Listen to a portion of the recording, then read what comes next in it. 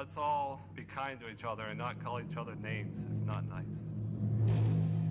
Join me, Matt Connarton, weekdays, 4 to 6 p.m. live for a discussion about politics where we put aside labels like liberal and conservative and have a discussion about truth and what's really happening in the world. Hey everybody, this is Rob Azevedo from Granite State of Mind, reminding you to tune in every Friday night at 6 o'clock for live in-studio performances by some of the very best artists from around the state playing here in studio doing what they do best. And don't forget, rebroadcast times are Saturday mornings at 9 a.m. and Monday and Wednesdays at 7 p.m. This hour on WMNH is proudly sponsored by CGI Business Solutions, located at 171 Londonderry Turnpike in Hooksett. Serving all your employee benefits planning, design and administration, investment and wealth management, and customized business insurance solutions. They are available at 866-841-4600 or on the web at cgibusinesssolutions.com. You are listening to WMNH-LP, Manchester's radio, broadcasting at 95.3 megahertz frequency modulation from the top of 1000 Elm Street. Our studios are located at 1045 Elm Street and licensed to Manchester Public Television Service in Manchester, New Hampshire, USA. Contact us by email at WMNH953@gmail.com or through our website at WMNHradio.org.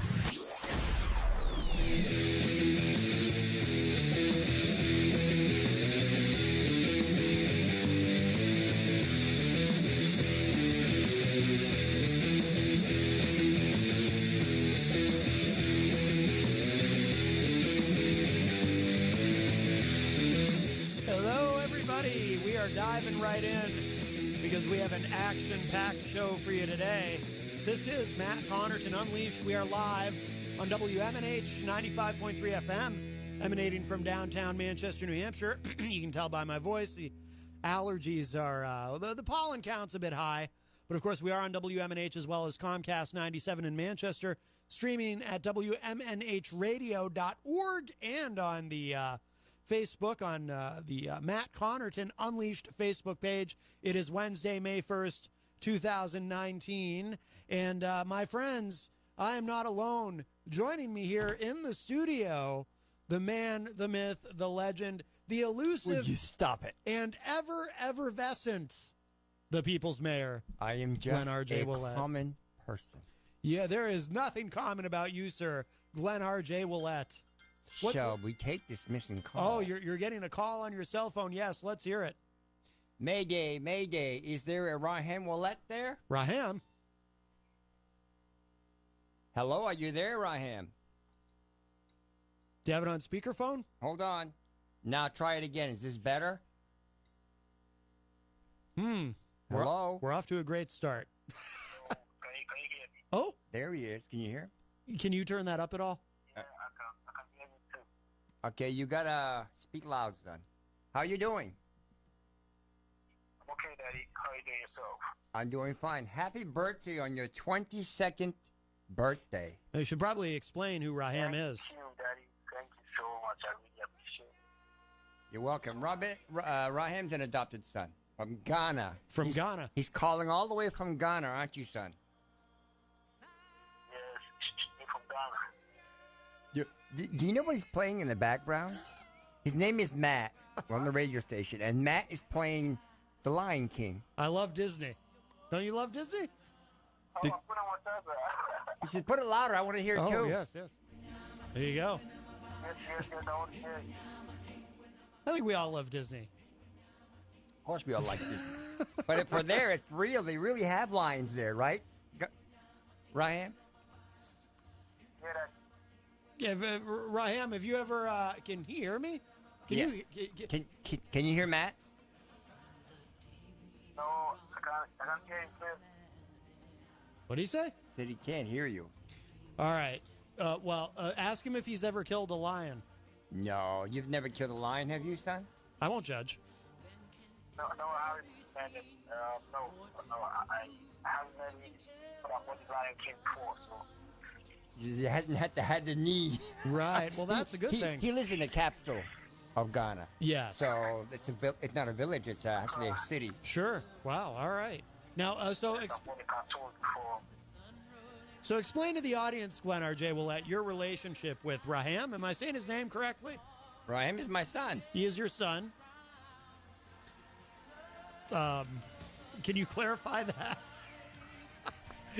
Can you clarify that he's you adopted him 8 right? years ago. Yes. You got to remember, Glenn. Not everyone who listens is familiar with your story. We have an 8-year history, right, son? Oh, Yeah, from 2011, I think. Yeah, from 2011 to now. so It's going on 9 years. more. Didn't he say 2008? 2011. Oh, 2011. I Going thought he on said 9 years. It'll be 9 years this year in June, I think. Wow. Yeah, exactly. All right. And what is it that prompted you to adopt Raham? I'd like to ask him questions, but he can't hear me, so I'll just ask you. Why did you decide to? What made you, Glenn R.J. Ouellette, the people's mayor, decide to start a family? Oh, well, that's a long story. You remember, when I was married for 12 years, my ex-wife and I, we took care of 98 foster children. They were all teenagers. 98. 98 in an 11-year history. That's more than Michelle and Marcus Bachman. We used to have at least a dozen in the house. We had a Wow. big house. I had a big house up in Norton, Maine. Wow. And it was their last resort. They either conformed because they had problems, or they went through your farming school. I have one out of 98. We're adopting these children. This is my last resort. I didn't adopt them. They were foster children. Oh, right. What? Now, what's the difference? Explain the difference. The difference is if you're a foster child, the state pays to take care of you. We are hired by them. Yes. And we get paid a small amount Okay. to raise them. Yes. All right. Make sure they're educated. So you can make some good money with foster kids. No, it doesn't really pay that much. Oh, okay. You think foster parents make millions? No, they don't. Well, Sorry. Well, Like, look at New Hampshire. They hadn't risen the cost of paying foster parents in over 10 years. but did you ever look at the children and think, I love them, but I'd love them so much more if they were mine? Well, I don't know if I'd say that, but when I moved to New Hampshire, I'm single. Been single 35 years now. He's single, And ladies. I have 4 sons, and 2 are from the States, and 2 are from Africa. One from Sierra Leone, my latest one that I adopted last August, who's 18, and Raham, it's been almost 9 years. He was 14, and now he's 22. Very nice. By the way, You can ask him a question. I'll ask him. all right. Well, I want to acknowledge in the Facebook live chat, because we have some folks. Hello to Candace Johnson, Bill Muckler. Jenny is in there. Stefan Philbrook. You know Stefan, of course. I Glenn. do.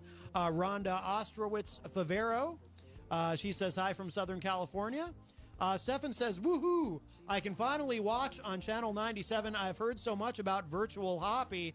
Excited to see the notorious GRJO. You know Virtual horrors, whatever you call it, doesn't exist. Virtual horrors. How dare you? Hello to Christian Cunard and to Tony Petrello.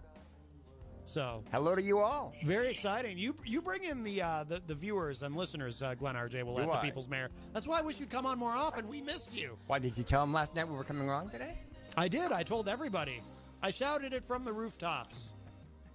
So Ryan is going to ask you a question, and if you don't hear it, I will ask it for you. Okay? Okay. What? All right. I want to know. Please ask Raham why he chose you to be his daddy. Matt wants to know why you chose me to be your daddy. Well, I just don't have even want to pick up me some few years ago until I met Glenn R.J. Ouellette, who is just like my daddy right now, and I don't really have anything much to say about it, but I just think it's a God sent to me because I was going through a lot. Like, to be honest, I was going through hell. It just come in my way. So I decided to make him my daddy, and then he also decided to have me as a son. And I'm so happy now. Very nice. Very nice. I didn't understand most of that, Glenn. He has an accent. Much more than the other one does. I don't think that's. I think it's more just the phone up to the Could microphone. be. It went better last time we were able to hear No, it that more was clearly. Andy. Andy speaks better English. Oh, Andy. Yeah. So how many children do you have? I told you I have 4. You have 4 children. How do you pay for them all? My goodness. Well, 2 of them are grown-ups, and this one's about to be. You're going to graduate one in July. No, yes, of course. Yes. In July. Now, Glenn, the children that are now fully grown that you have, do you find that they're ungrateful? I'm not a father, no, but I've heard that the happens. 2 Americans. Kids grow up and they're one ungrateful. was from Mooresville, New Jersey. Oh. The parents were both lawyers. They couldn't handle their son. You adopted a Jersey boy, huh? Yeah, he was really a drug addict, and I took him in, adopted him. Hey, why wouldn't you? And right? And today he is a professor at Lancaster University in Pennsylvania. You helped set him straight. I did. Yes. Good for you, Glenn R.J. Ouellette. That's great. Yeah. Thank you, son. Yeah. The other one was from L.A., California. Uh-huh. His mother was a head nurse in one of the big hospitals there, and his father was also an attorney. They could neither take care of their son because he was so disruptive, addicted and everything. You and the mom kind of had a side thing going? No, nothing like that. Oh, okay. So they sent him to me, and I adopted him, and they regret that today because today he's back. He's in Hollywood, has his own Hollywood studio, and he takes pictures like Brad Pitt and his families and makes good money. He owes all his success to you, clearly. But with the grace of God. Are his parents resentful of you because they're resentful that they allowed me to adopt him because they couldn't do what I did. And you know what? It's not me. It's sent by God. Well, but God clearly works through you. Yeah. Well, I'm sorry. Say that again. Son, say that again. I didn't hear you. Yes, I was just saying you were sent from God to us. Because I was really going through a lot till I met you. He said same here. He was going through a lot when I met him and needed to be educated. His father had abandoned him. They were divorced. His parents were divorced, and so I came into his life. So it's really, in a sense, much as the way that God uses President Donald John Trump to save America, God uses you to save these wonderful children. That is correct. Yes. Well, that's wonderful. That's exciting. Do you hear him better now, Raham? No, that he's so far away. The next time we call, we'll have to call the station. It'll cost a little more, but it'll be worth it. Yes, that would be wonderful. Oh, okay. Heidi Hamer, the Honorable Heidi Hamer in the Facebook live chat says, "Good afternoon, Papa Ouellette and Mr. Matt Connarton." I see, or Connarton rather. That's a city in Africa, isn't it? Connarton. I don't think so. Okay. Amazing to see Papa Ouellette again on the show, and now he's got 4 kids. Wow. Virtual Glenn used to say that. Wow. I'm a fast producer. No, they were all teenagers when I adopted them. You're a virile man. Now, it's okay to say that. You have to realize that there are a lot of teenagers that have been abandoned by their parents or sort of way thrown to the trash, and they have no one to care for them. And then you need someone who can be a good experience to them and put them back on the right track. Because if we don't do that when they're teenagers, you've lost them. You're there for the children. You've got your finger in the youth of America. I wouldn't put it that way, but I'm not doing no more. I mean, I'm getting too old for this, but I do enjoy what I did, and I do enjoy my 4 children. Yes. Well, that's wonderful. But you don't get to actually see them. They're all well, in other that's places. not true. They do visit me. I'm going to go to Africa for a week in August to pick up my younger child, Andy, to come to college here. Oh. And I'm going to visit Raham. And yes, it is true. It'll be the first time in nearly 9 years that I've actually seen him. And it will be a great, graceful day. Want it, son? Yes, I just understand when we to meet you in person. Like, I really want to meet you in person, and I really say big thank you for being there for me ever since I met you. May God really bless you. I really appreciate everything done for me in my life.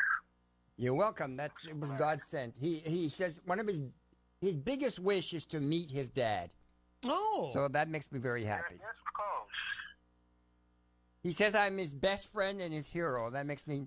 It's good that I was able. It's satisfactory. It's gratification that you can take someone 5,000 miles away and get them when they're homeless or going through hell, and you can bring them back on their feet. Today he's going to graduate in July. Mm-hmm. He's going to get a great job, have a good life.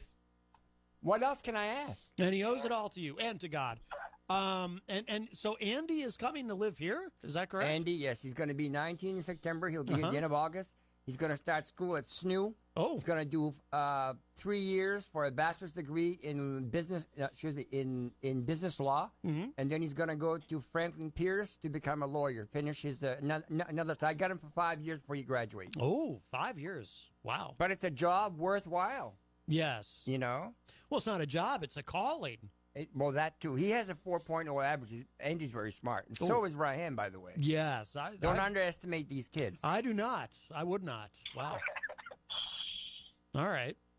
So when you educate them, I can't take them all in. Right. Especially with Trump around, but you can't. Oh. But I tell you what you can do.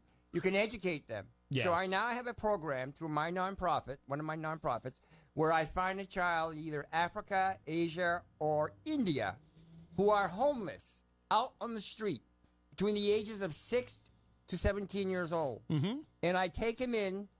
We've now created a mission. I saw Brendan out there. We have a mission now. Uh-huh. And we take him in and we go out around the world and we ask religious organizations of the kids' religion, will you take them will you pay for their boarding school?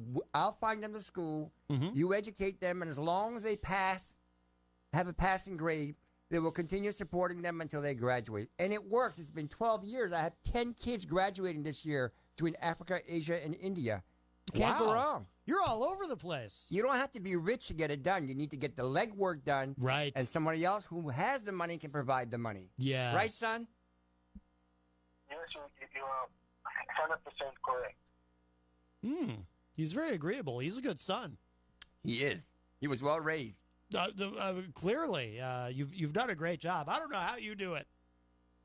Oh, Rhonda says, "Hey, Jenny girl." Oh, I think she's talking to Jenny, unless that's her nickname for you, Glenn R.J. Ouellette. I don't know who Jenny is unless it's your... You know Jenny. That Jenny?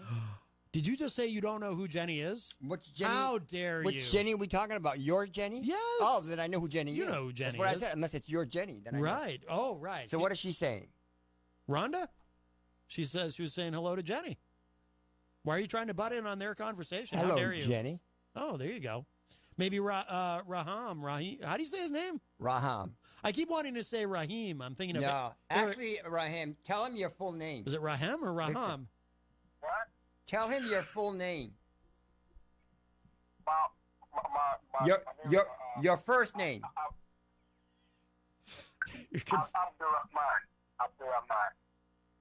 And I can't say that. It's too much. What did he say? Say it again. Okay. It's Abdurrahman. Raham. I can't say it. Ah, yes. So I call him Raham. Yeah. I shortened the name, didn't I, son? Yes, but we have Rahman and Rahim. So you can just call me Rahman. See, Raham. It's Brendan's out trying to figure out. I've Americanized the name, so to speak. Come on in if you want, Brendan. No, I think Brendan's trying to figure out what you're doing. He knows I'm talking to my son. Yes, of course. Tomorrow he will be on visually. Oh, tell us more. He'll be on the 4 o'clock show. We're celebrating his birthday. We have a band coming in. They'll be singing in. It's an African band. They'll be singing in English and in Swahili. Oh. Okay. All right. Are they going to perform Happy Birthday in Swahili? I would hope so. Oh, did you check with them? What is their? What? I can't hear him. Say that again. I'm here to talk to you. Who wants? Just don't worry about that. I'm here to talk to you on air again. All right. Okay, I don't know what's going on. Yeah, So he'll be talking to them. tomorrow on your show, we'll let it large. you're saying you're going to have him on Skype on the air? No, visually? it won't be on Skype. It'll be through the phone, but it'll be a video. Oh. So, and what, you're going to hold up the phone in front of the television camera? Yeah, you know, it costs money over there to have Skype. Yeah. It's not like it's free here, but over there you got to pay a lot of money. Right. And right now I don't have it. That's why I'm working part-time. Oh, you're working part-time now. Yeah, I know. Oh, he knows. He knows. Yeah. So I have no secrets. so you probably don't get to talk as much now that you're working part-time. No. Well, I still do. We talk every day. Oh, you do? Okay. Pretty much. Oh, yeah. Yeah. Do you ride him about getting good grades and stuff? Oh, yeah, I'm proud of my sons. Well, I would hope so. Otherwise, Why wouldn't I be? If you weren't proud of them, would you like disown them and stuff? What did you say, son? I said I'm also proud of you. Aw. Well, thank you. They're all proud of you. Aw. Thank you. That's nice. We're proud of you, too, Glenn R.J. Well, you are the people's mayor, after all. We still think you should run for mayor of Africa. There's no such thing as that. What? Yet? There'll never be. We can get that done, I He's think. just being funny, son. I'm an expert on African politics. I know how to navigate that. I can land the plane, as someone recently said. We got about 2 minutes to go, and then we're off the air. 2 minutes to midnight. I have to get going to work. Oh. So is there anything you want to tell the people of Manchester, Raham? I just have to God bless you all, and then I really thank you, especially for making me who I am today. I'm very grateful. May God bless you all. Well, you're welcome, and happy birthday to you. Yes, happy birthday, and God bless guys. you, Thank you, Daddy. Raheem. Now, tomorrow, Raheem. tonight when I get home, Ramen. around 10:30, I'll be making him a birthday cake. Oh. And the sad part is he'll see it on TV, but he won't get to eat it. But I promised him in August when I visit him, I will make him a birthday cake from scratch, and he'll get to eat it. You don't have good luck with cakes, Glenn R.J. Ouellette. Yes, I do. What are you talking about? Well, there was the cake to celebrate the birthday of the city, and no one was allowed to eat it. No. We weren't allowed to eat it because the city wouldn't allow us to eat it in the city hall. No, it was a beautiful cake. That's what I mean. You don't have good luck with cakes. Well, I have good luck with cakes. The city doesn't have luck with cakes. Listen to you bragging about your good luck with cakes. I'm a good cook. Are we talking about the same thing? Yeah. Okay.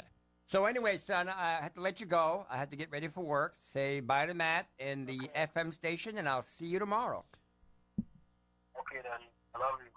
I love you too. Bye, Raheem, Ramen. Okay, bye. Bye. How do you say his name? Raham. Oh, Roman? Raham. Raham. R-A-H-M-A-N. R-A-H-M-A-N. That would be Raham. Raham. It's spelled that way. Raham. It's spelled Raham, but it's actually pronounced Raham. So Well, the first M is silent. That's what I call him. You call him Raham, or you call him Raham. No, I've always called him Raham. His name is Raham, but I've always called him Raham. So his name is Raham, but you call him Yep. Raham. Call it his nickname. That's his so, Raham. So the nickname for Raham is Raham? I call him Raham. It's been 9 years. I'm not going to change now. Well, I don't. Okay. I wouldn't change it after 9 years either. And if he ever gave me a hard time about it, and he was my son, I would say, "Listen, Raham, this is what I call you, and you're my son. You better just learn to like it." He's not giving me a hard time. You have to send him to bed without any supper if he I'll gives leave you any with lip. this. We have a store in Ghana, in Accra, Ghana. You have a store in We Ghana? have a store since we opened it in January. Oh. And it sells clothing and a lot of soccer equipment because they're big in soccer. Uh-huh. And the money that's made from their very small amount because they're poor people, but it goes to maintain the mission. The mission takes care of 28 kids. It's going to open up by mid-June. So for my son, who actually built that mission with cement blocks, 2 stories high, and then he had some help to do the to put it in the windows and to put up the roof. Uh-huh. I'm proud. Yeah. So you're like a part of this. You're like a missionary man. Well, the mission's in my name, yes. Yes. Belongs to my nonprofit. Right. You know what the But it's going to arithmetic fund said? itself. We're not going to ask for money. It's going to fund itself. How's it going to fund itself? How The does that work? store. Oh, so the store funds the mission. So you own the store I and own the the mission? store. You own the store. Do you have to go there every once in a while and do performance reviews on employees? How does that work? No, there are only a few employees, and I know who they are. They've all graduated from high school because of me, and so Yeah, but you got to do payroll and stuff, right? I do that through the internet. Oh, and we have an great. accountant in Ghana. Oh, you do? A reputable accountant. Yes. I'm sure he is quite reputable. That's wonderful. Okay. Wow. And what? And he gets double checked by my nephew who lives in Portland, who happens to be an accountant. So we make sure that everything is up and up. Right. So you've got everything nailed down. That's right. You don't have to worry about any financial malfeasance or anything. That's right. That's very important. What's for our listeners? Because we're online, Glenn. We have listeners everywhere. For our listeners in Ghana, do you have any sales coming up that you want to? Well, we're probably not supposed to do that on the air. No, I can't do that. Yeah. But I do have to go. I have to go to work. Oh. So watch tomorrow at 4 o'clock on Channel 23. We're on from 4 to 6 tomorrow. It's a 2-hour special. Yes. With Mary LeMay. And we will see you and enjoy the band. It'll be great culture. Wow. Glenn R.J. Ouellette, the people's mayor and father of 4. Thank you so much, Happy my birthday, friend. Raham. All right. Happy birthday, Raham. Raham. It's Why is it so difficult? Very confusing. I'm used to good, easy American names like Smith and Jones and Papadopoulos. You know how it is. All right, Glenn R.J. Ouellette, thank you so much, my friend. Always wonderful to see you. All right, take care. And, boy, we really got the 411 there on that's the most exploitive thing I've ever done. Okay, so we're going to take a break, and when we come back, or thereabouts, we will have we'll be joined by on the phone, actually calling the studio, not on Glenn's cell phone through the speaker. We'll be joined by Dr. John D. Rich Jr. So we look forward to that. So stick around. More Matt Connarton Unleashed coming up.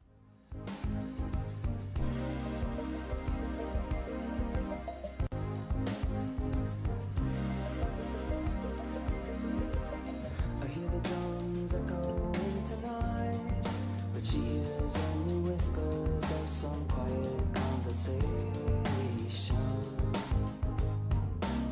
She's coming in 12:30 flight. The moonlit wings reflect the stars that guide me towards salvation. I stopped an old man along the way, hoping to find some old forgotten words or ancient melodies. He turned to me as if to say, hurry boy, it's waiting there for you. It's gonna take a lot to take me away from you. There's nothing that 100 men no more could ever do. I bless the rains down in Africa. Gonna take some time to do the things we never had.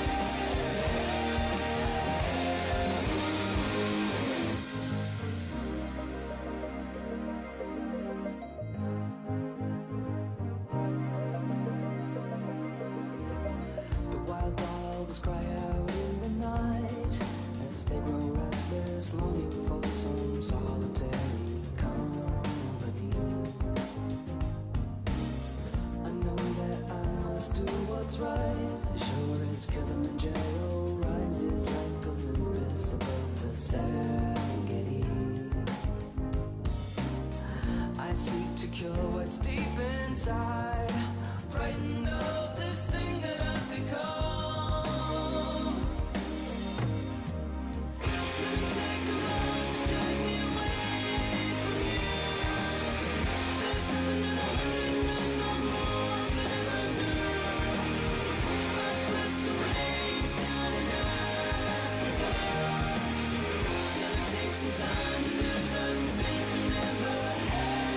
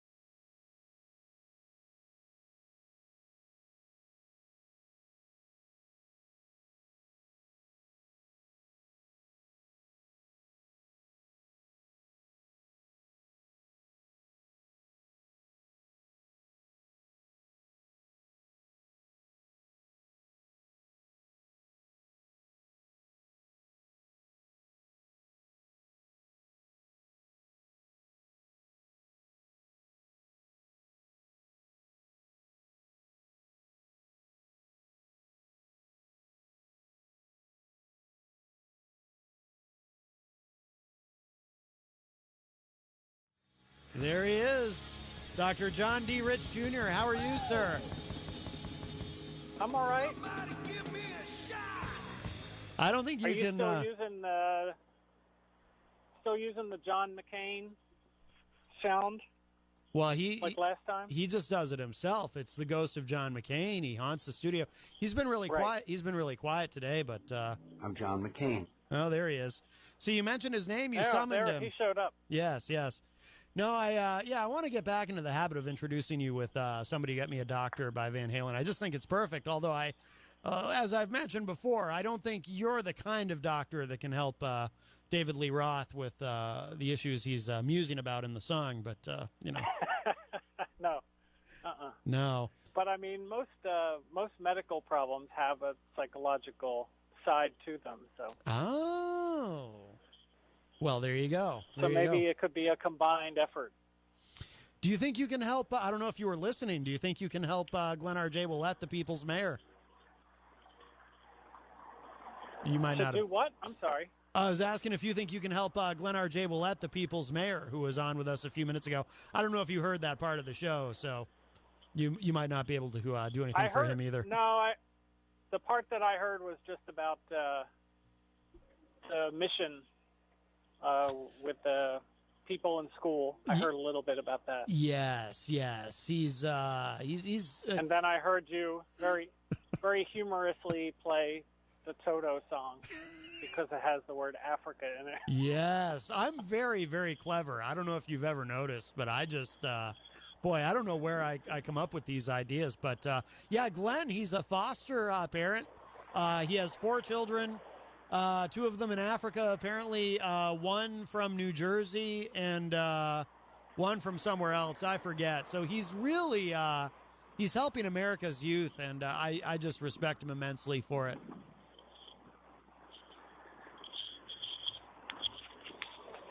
I'm trying to work on my sound here.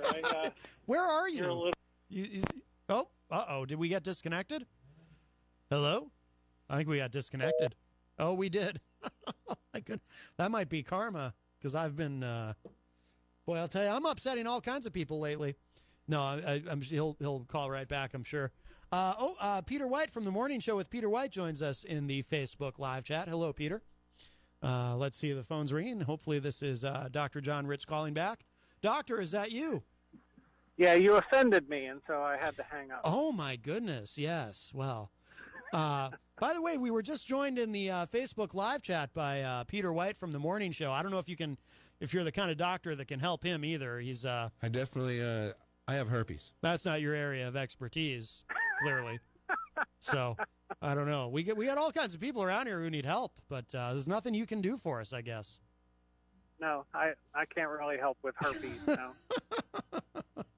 Well, I did read your column. You have a new column in. You still show up in Manchester Inklink, correct?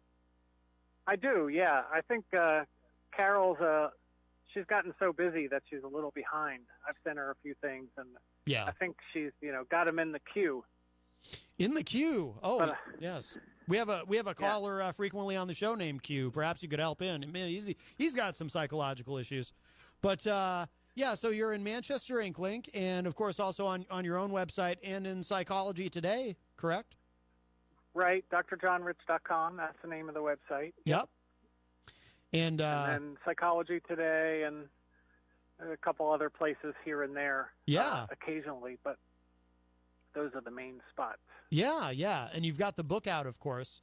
Actually, you should update us on that, because I think when we had talked last, the book was out, but it wasn't quite out everywhere that it was going to be out or something. I forget exactly what the details were there.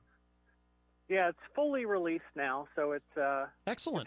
It's on Amazon.com. It's on BarnesandNoble.com. There's a couple other smaller places that are for book distributors, so nobody cares about that.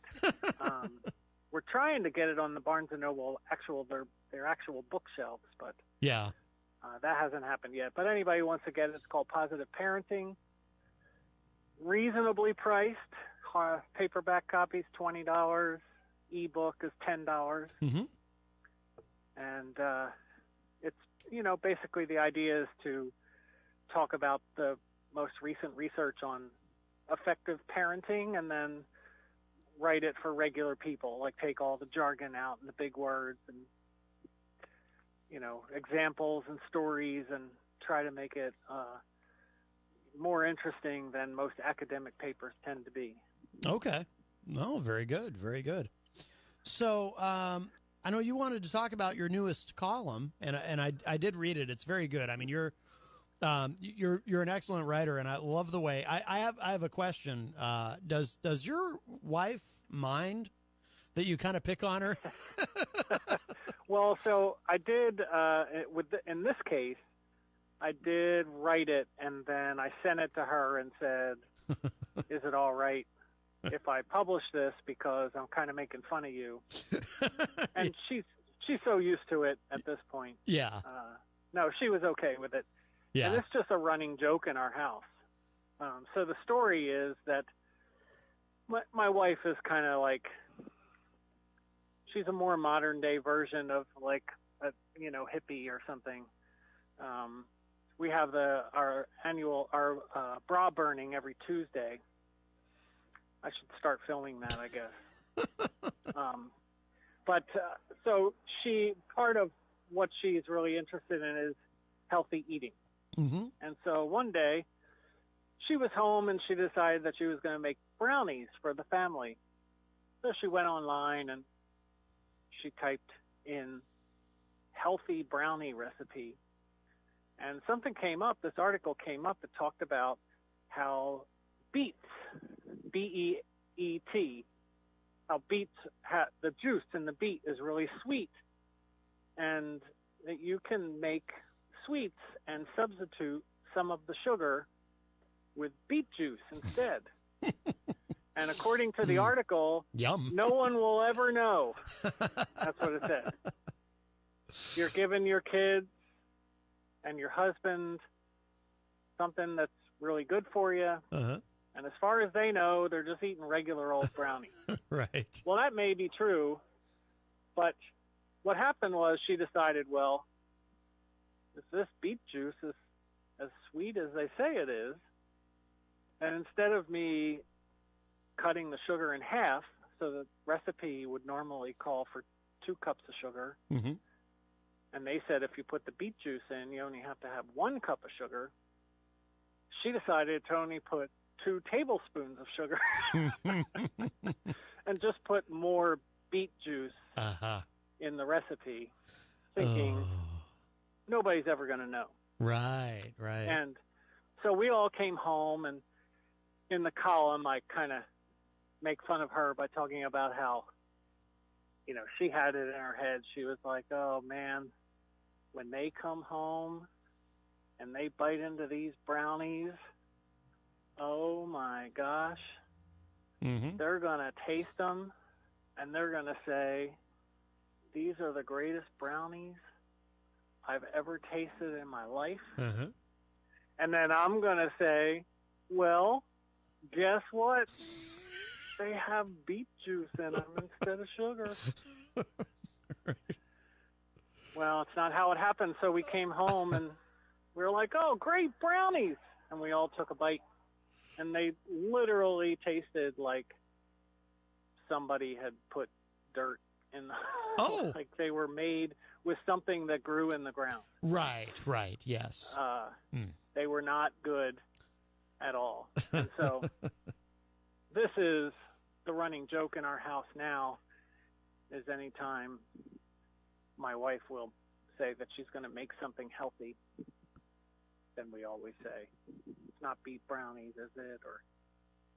Or we Right. used the phrase beet brownies to describe anything negative. Right, right. We watch a movie and the movie was really terrible, and so we might say, I would give that movie one beet brownie. Yeah. Like instead of stars. Yeah. Beet brownies. Wow. Exactly.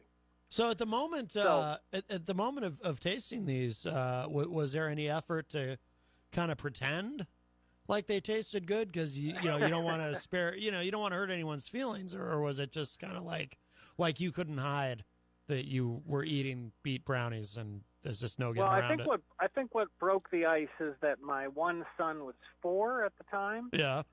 And so a 4-year-old doesn't have any concern for anybody's feelings. Right. So he took a bite and made a face and then just kind of let the pieces fall out of his mouth Yeah. while he was contorted in disgust. Wow. So then everybody else was like, oh, yeah, these are really not that good. Yeah. And then my wife tasted them, and she admitted that they weren't that good either. Oh. So the idea behind even she knew that they tasted like crap. Right. And so the idea behind the story was, first of all, I'm, trying to put a little more humor into the stuff that I'm doing. Mm-hmm.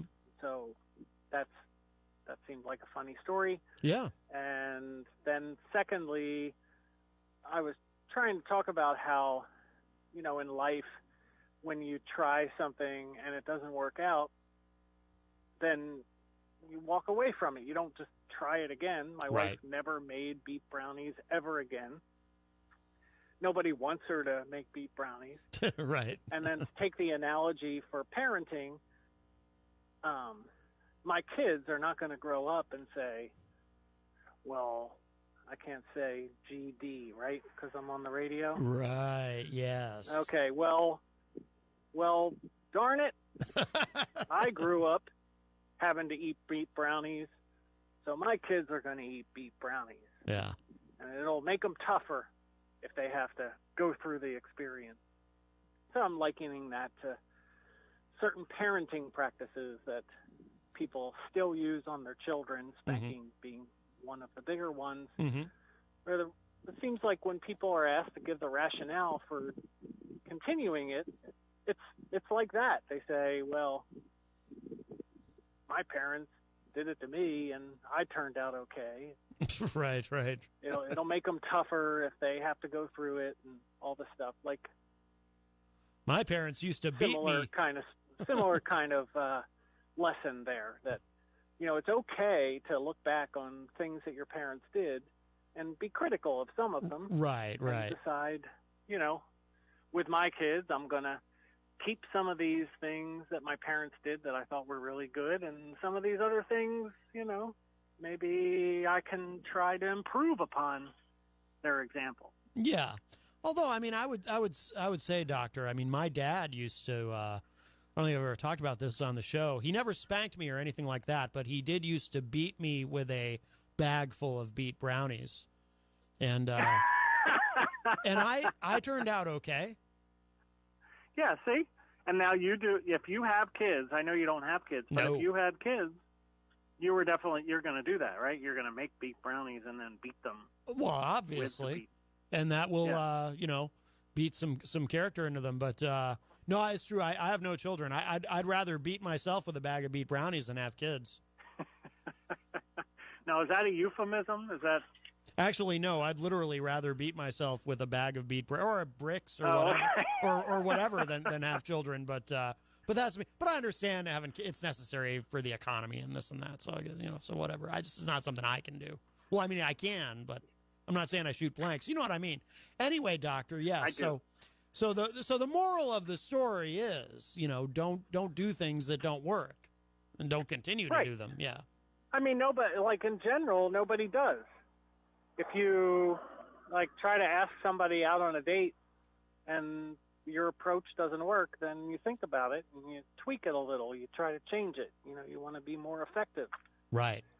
But it seems like with parenting, one of the things that I've discovered is that a good majority of people don't really think about the parenting strategies that they use. They just fall back on their own experience because generally everybody feels like they turned out okay. Everybody feels like they're good people. Their intentions are good, at least. And right.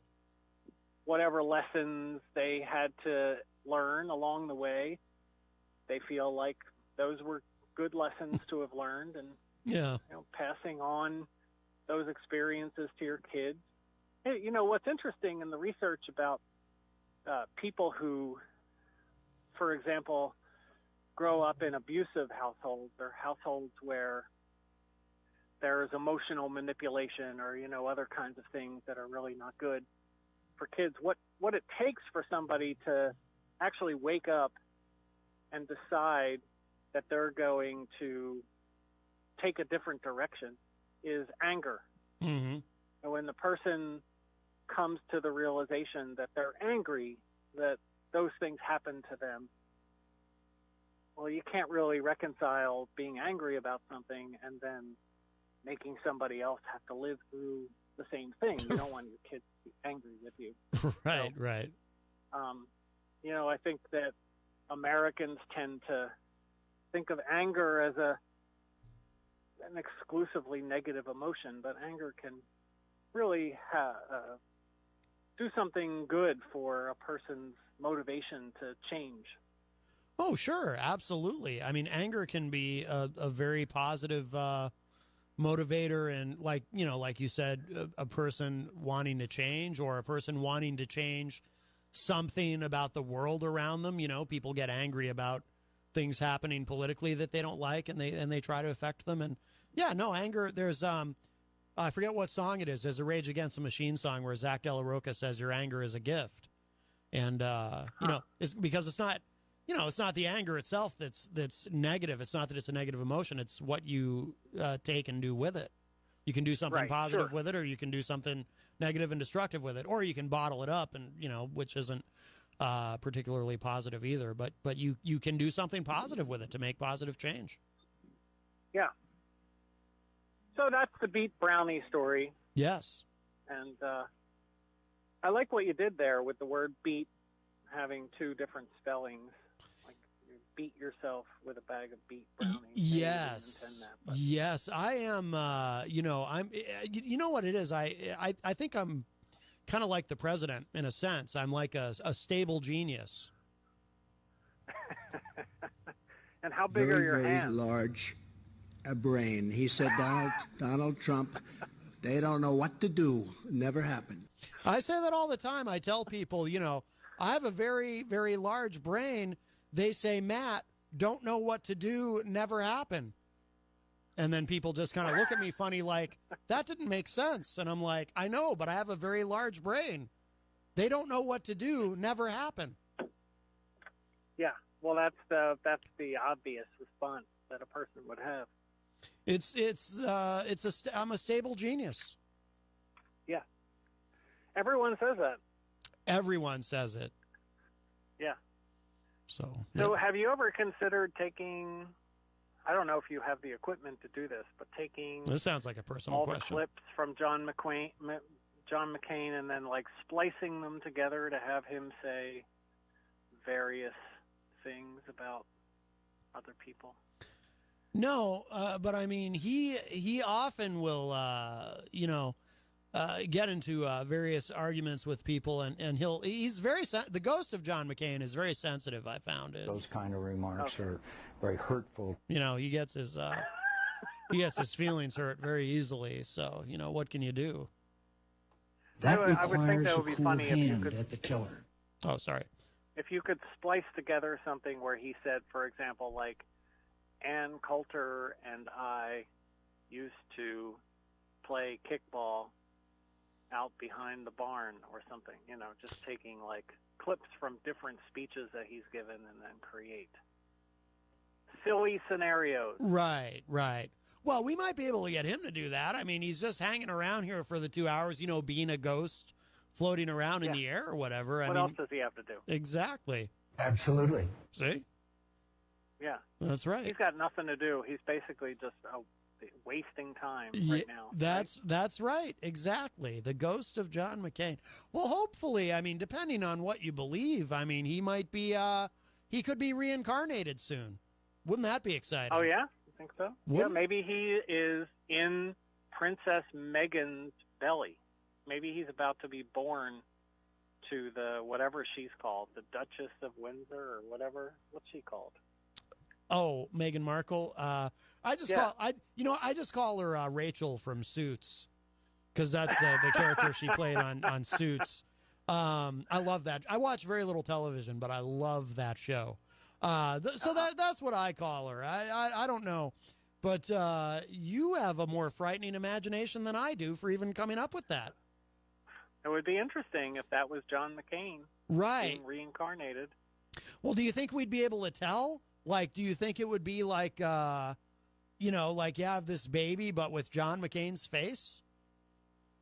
Or just his voice? If he came out and he sounded like goo goo gaga. Yeah, I mean, that would be crazy. Jesus, buddy. I mean, I don't know. I just, boy, everyone's chiming in here. So I don't know. That's a really frightening idea. See, when you said Megan, I was really confused. I didn't know where you were going with that because, of course, Megan McCain, John McCain's daughter, one of the cast members on The View. So I didn't know if you meant that John McCain would be reincarnated as his own grandson, which I don't think it works that way. I mean, that's almost like some sort of interdimensional inbreeding or something, if that were to happen. It sounds more like something that would happen in the South. Yeah. Right. In the South. But, well, John McCain is from the Southwest, right, Arizona. So, who knows what goes on. I don't even want to think about it. No, that's not what I meant at all. I know that everybody is waiting with bated breath for this baby to be born. Yes. Because, I mean, I know it's very important to me. When is the baby due? Do you know? It's not for a while, any right? minute. Oh, really? It could have happened while we were on the air. Well, I would hope someone would alert me if there was breaking news about Rachel from Suits having a baby. That's just who she is to me. I don't know who would do it. Maybe that mystery woman that you were talking about, Jenny. I don't know who that is. Oh, right. Yeah. Jenny something or other. Neither did Glenn. Glenn R.J. Ouellette, the People's Mayor, seemed completely baffled. Like, Jenny? I don't know who Jenny is. So it's very hurtful. So I think that he should be off the show now for just saying that. Well, he comes in very Those kind of remarks are very hurtful. Yeah, see, the ghost of John McCain agrees. He doesn't come on very often. The People's Mayor, Glenn R.J. Ouellette, if you ever visit up here, perhaps you'll have the opportunity to meet him. He's very, very busy. He's an extremely important man, and he has he's adopted. I think at one point he had 98 foster children. Can you imagine? That's more than Marcus and Michelle Bachmann. 98. Was that the record he was shooting for? Is he trying to I doubt exceed them? I doubt that. But now I don't know if he necessarily had all these foster children at once. But what's important is he's saving America's youth from self-destruction. He has he has a 19-year-old son who he's going to go to Africa to pick up soon, who's going to come here. Very exciting. I cannot wait to meet him. Yeah. I heard that part of the show. That does sound good. Yeah, his name's Andy, apparently. So, one other thought that I'm having about your show is you've got the ghost of John McCain. I don't know if you're aware that Doris Roberts, you know who that is? Oh, that's extremely familiar. She was the mom on Everybody Loves Raymond? Yes. Well, she just died. So maybe you could have her do some appearances on the show. Well, now that you've said it out loud, it'll probably happen because that seems to be what happens. We talk about these folks, and then we conjure their ghosts. We summon them somehow. It's crazy. Yeah. Well, I think that would be, you should look into that. Well, she's available. Right.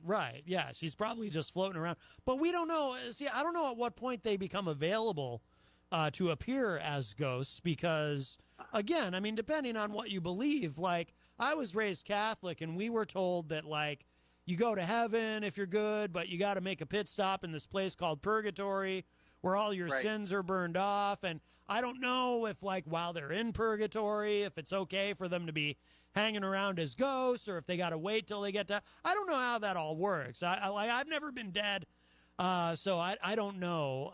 I've never even had a near-death experience. My mother did when she was a teenager. She remembers floating around on the ceiling, looking down at her dead body. Was that Lionel Richie's song playing in the background when she was doing that? No.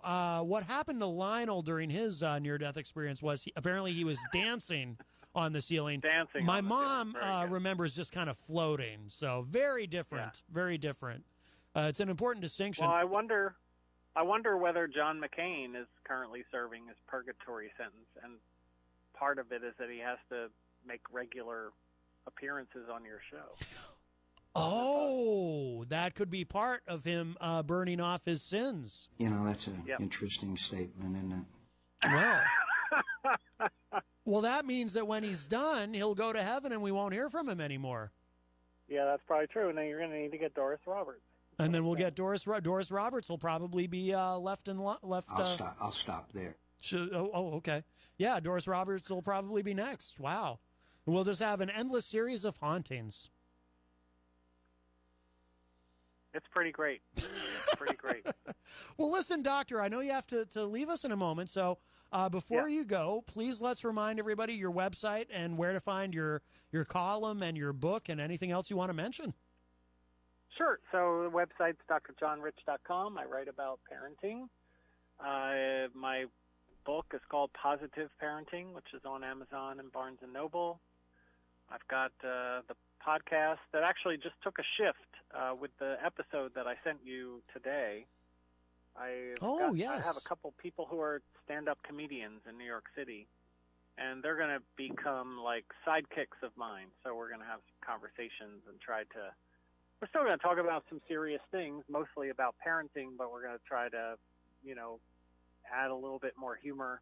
And this guy, we recorded that conversation just this morning. And somehow, oddly, in the middle of talking about parenting, we ended up talking a lot about his mother's bra size. So if that's of interest to you to find out about Michael Thomas Geary's mom's bra size, tune in on Friday at 6. Oh, very nice. Very nice. If it's not of interest, then you probably shouldn't tune in. Sure. Okay. All right. And the book is the book is out and available various places. And did we give your website again?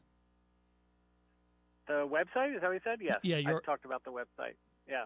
I would say the biggest thing with me that's recently happened, and nothing's happened just yet about it, but I got my first corporate sponsor. Oh. Not for the show, but for the site. Very a nice. company called Baby Bjorn. Have you ever heard of them? No, but it reminds me of ABBA when I hear the name Bjorn.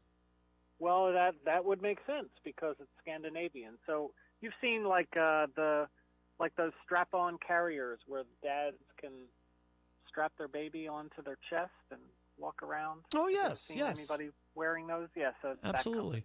Oh, okay. Yeah, so that's pretty interesting. Yeah. Well, very nice. Congratulations on that. How that all plays out. Yeah. Yeah. Well, that's a good product. We use that product with both of our kids, and I don't know if you remember the Brady Bunch episode where they were going to be in the commercial, and they decided that it would be morally wrong to be in a commercial unless they really believed in the product. So they did like a little test of the laundry soap. Oh, I actually do remember that. Yes. Yeah. So same thing. Like I'm not going to take a sponsor unless I, think that the product is worth sponsoring. So. Right. Well, I think that's commendable. So I'm pretty happy about that. Right. No. Did you hear about Marsha? Did you hear about the big brouhaha with Maureen McCormick? No. And for those who don't know, of course, she played Marsha on the Brady Bunch. Right. Yeah. So apparently there's some anti-vax group who found an episode of the Brady Bunch. It's actually from season 1. And the kids in the house all get the measles. Yeah. And the storyline is like, oh, ha, ha, ha, the kids all have the measles. Oh, no big deal. They get to stay home from school for a couple days. And, really kind of being dismissive of getting the measles. So these anti-vax people have put a clip from that episode out there to say, like, the Brady Bunch doesn't think you should get vaccinated either. So Maureen McCormick, who has an autistic person in her family, I don't know if it's her son or her brother's son, I forget which, is very upset for her character to be used in such a way. Wow. Oh, that's wild. Yeah. Interesting. So who knew that the Brady Bunch was an anti-vaccination? It was just a propaganda for the anti-vax people. Well, even our president, Donald John Trump, has expressed some sympathy for the anti-vax movement. And, you know, and he's a very, very smart guy. Very large brain. He said, Donald Trump, they don't know what to do. Never happened. Well, it's almost like we're being haunted by the ghost of Trump, and he's still alive. My goodness. Yeah. Yeah. All right, Doctor. Well, all right. Thanks. Always a pleasure. I'll email you, or you email me. We'll schedule something again soon. But wonderful to talk to you. Yeah, thank you. All right, my friend. Take care. Bye. All right. Bye-bye. All right, Dr. John D. Rich Jr. Leaves us. We will take a quick break. Oh, but before we do, hello to George Oscar in the Facebook live chat who says, good afternoon, Matt. Also, Fred Bonig from the Daily Ripple sending hellos from the land of make-believe, also known as Washington, D.C., of course. And Jenny says, wise asses. I don't know what you could mean by that, Jenny. But we were talking about the Brady Bunch, so this I'll play this little parody song from Roy Zimmerman. Seems a tiny bit passé now, but in a certain sense, but maybe not entirely. Here's the story of a shameless grifter and the con men who were running his campaign. They were sucking on the teat of Mother Russia and also of Ukraine. It's the story of a guy named Putin who was rigging the electoral outcome, sending agents from the GRU to say, GRU dumb. And these agents met with Manafort and Sessions, Carter Page and Roger Stone and Michael Flynn, Jared Kushner and Donald Jr. Now what debauched they're in. Yeah, they're saying Papadopoulos will topple us, and Robert Mueller will have us all for lunch. Oh, but he is not inviting, he's indicting. That's the way they all became the Shady Bunch. The Shady Bunch. The Shady Bunch. That's the way they became the Shady Bunch. In a way, even Trump can't counterpunch.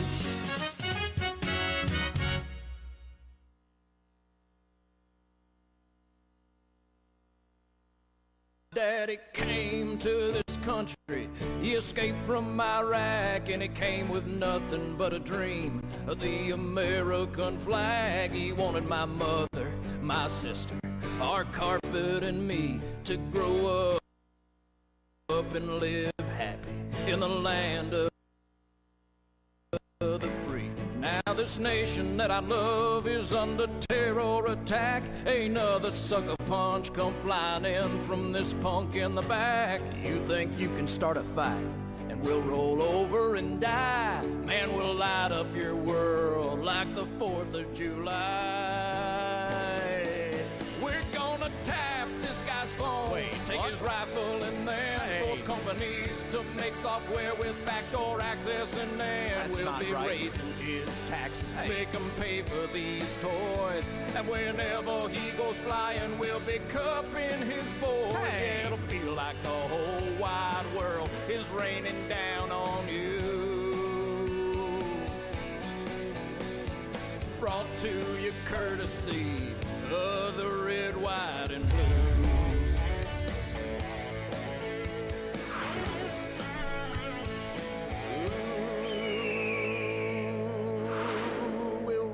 Up debt and be so underwater on loans, you'd swear Ted Kennedy had probably driven us home.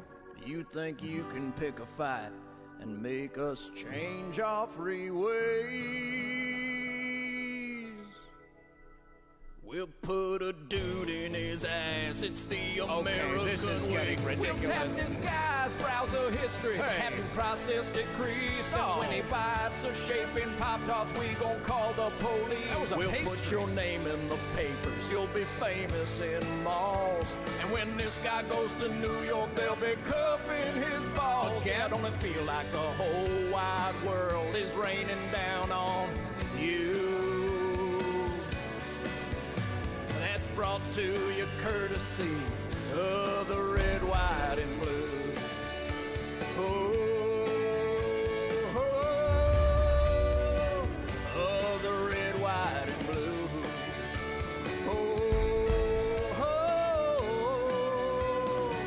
Of the red, white, and blue.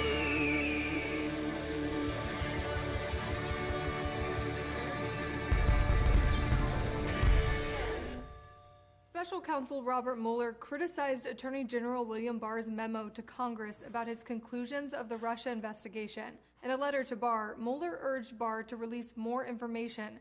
He said the memo did not fully capture the context, nature, and substance of his office's work and conclusions. The letter was dated March 27th, 3 days after Barr sent the memo saying Mueller hadn't discovered evidence of conspiracy between the Trump campaign and Russia. The memo also said Mueller didn't find President Donald Trump obstructed justice, and Barr himself didn't feel there was enough evidence to charge the president. We now know that the report laid out at least 10 instances of possible obstruction of justice by President Trump. Mueller wrote in the letter, "There is now public confusion about critical aspects of the results of our investigation. This threatens to undermine a central purpose for which the department appointed the special counsel, to assure full public confidence in the outcome of the investigations." Barr has said several times that he gave Mueller a chance to review his memo before sending it to lawmakers, but Mueller declined. During his opening statement to the Senate Judiciary Committee Wednesday, Barr also said Mueller told him during a phone conversation he didn't feel Barr's memo was inaccurate, but that press reporting had been inaccurate. Are you such a precious snowflake that you get triggered by someone kneeling during the national anthem?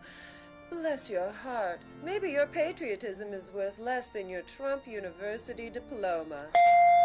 Patriotism isn't about a racist song. Don't pretend you respect the national anthem when you don't even know it. When you sing it, you don't just skip the dog whistle notes. You also skip the dog whistle lyrics, lyrics that celebrate the killing of freed slaves. No refuge could save the hiring enslaved, for the terror of flight or the gloom of the grave. So my question isn't why do some people kneel during the Star-Spangled Banner, but why do the rest of us stand for it at all? Worshipping a flag isn't patriotism, it's idolatry. Getting worked up about things that represent America, but not America itself, is the most worthless form of patriotism. Yes, I know you go crazy when you see a video of someone burning one. It's the Fox News version of porn, but you don't respect the flag either. Not if you have a fetish for any nation that fought against it. You're not a patriot if it's your only excuse to brag. America is great. So you think that makes you great too? That's hilarious. Since you did nothing to make her great, in fact, you do the opposite. Because you don't mind if her national parks become oil slicks if you can save 15 cents at Texaco. Patriotism is hard work. Patriotism isn't shown by needing to mock Americans on message boards. It's showing up to volunteer when you're needed. It's shown by voting, and even more, by making sure others can vote. Your patriotism has nothing to do with mine. It's not a contest. You having it doesn't mean someone you disagree with doesn't. Love it or leave it is the least patriotic thing you can say. Unlike Trump, America doesn't crumble under criticism, and a patriot always wants America to be better. Hypocrites make the loudest patriots. If you're a silly cartoon character from a reality TV show who's taken up the hobby of being president, you don't get to tell black athletes to stay out of politics. You're no patriot if you go around saying, "Make America great again." America is already great, but its true greatness is in wanting to start a much better future, not to go back to an even less perfect past. Patriotism is about what you do, not what you say. You're not a patriot when you say you support the troops, but have to be publicly shamed into giving them the money you promised. You're not a patriot when you say you support the troops, but pettily slander the Gold Star parents of one who did. You're not a patriot when you say you support the troops but mock a POW. You're not a patriot when you say you support the troops but did everything in your power to avoid being one. Bone spurs, you're not a patriot when you blithely threaten to send those troops into a nuclear war knowing that little Donnie, Eric, Ivanka, and the two others from a different marriage won't be among them. And finally, don't confuse your 1950s bigotry with 2017 patriotism. Outrage over NFL players kneeling during the national anthem isn't about patriotism. It's about some white people wanting black people to know their place, to be grateful for whatever part of your America they have been allowed, but not to get too full of themselves and treat America like it is theirs to change. Tom Brady can snub a White House invite, but Stephen Curry can't. Don't pretend we don't all know why. It's not patriotism. Let's all be kind to each other and not call each other names. It's not nice.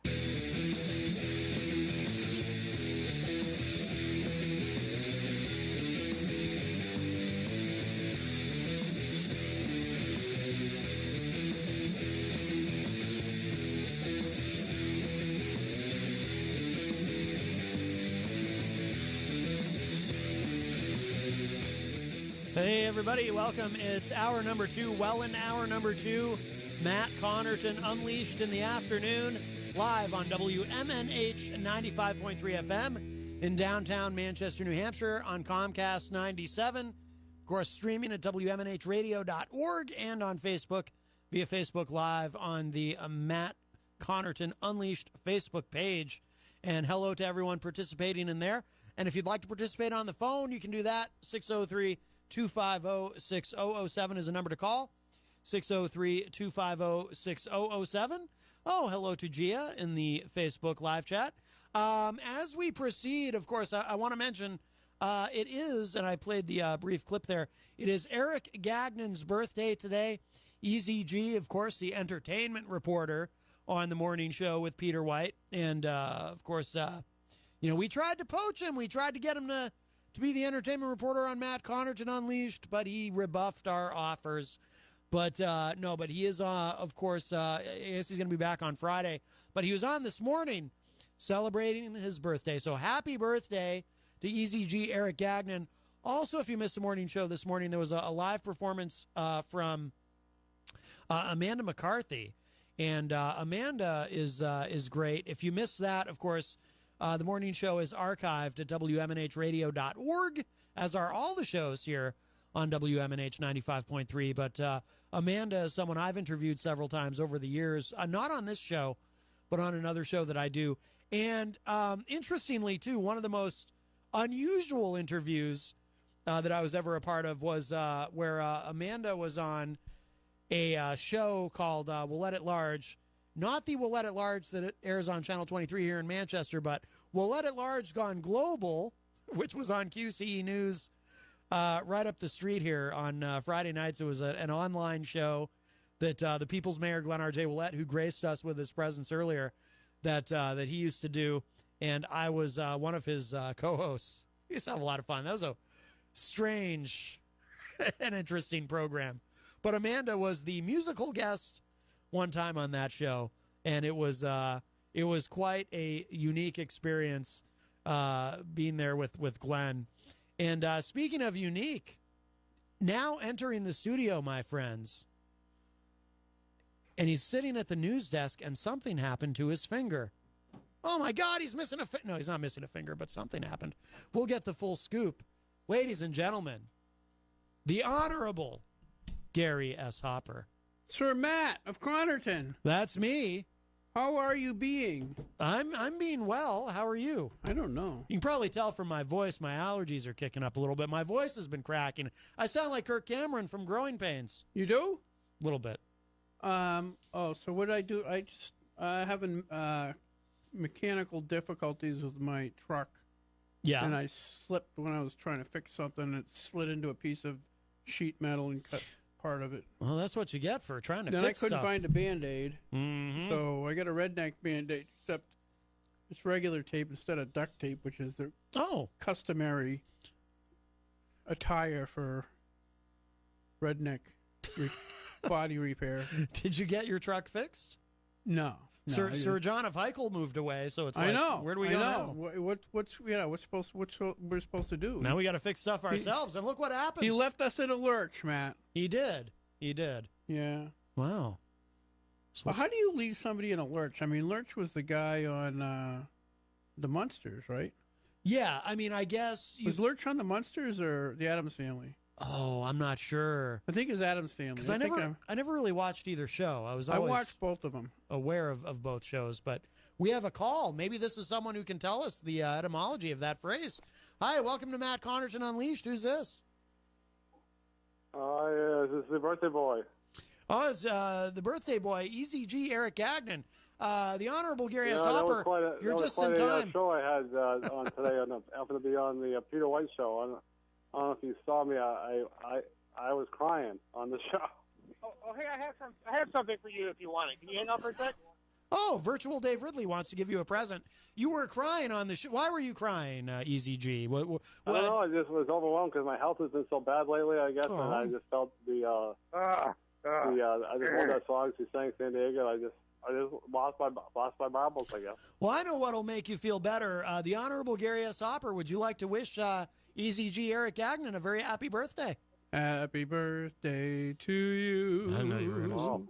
Happy birthday to you. Wow. What's his name again? Eric. Very nice. Happy birthday, dear Eric.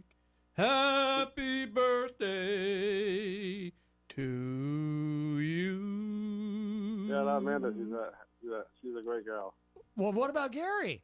He just sang to you. He's good too. With truly, I came back from the Elliott Hospital, a golden throat over in River's Edge, and Melissa, gave me she's not a doctor, but she pretty much understands that I have some kind of chronic venous insufficiency, which means that chronic what? Whoa! I don't like the sound of that. What did you say? You have a chronic what?